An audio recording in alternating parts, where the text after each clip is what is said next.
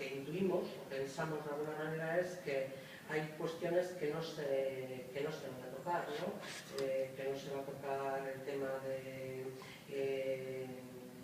las grandes fortunas, el tema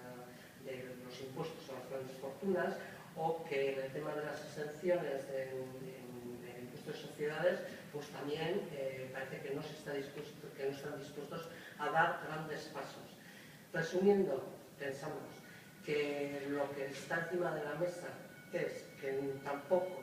hay gran interés en que el capital pague más de lo que está pagando en este momento y nos tememos que lo que pueda salir de ahí sea más de lo mismo, es decir, que al final siga recayendo fundamentalmente en los trabajadores y las trabajadoras el tema de la carga fiscal y que aquello que debería de hacer cargar la fiscalidad más a aquellos que más tienen y por lo tanto crear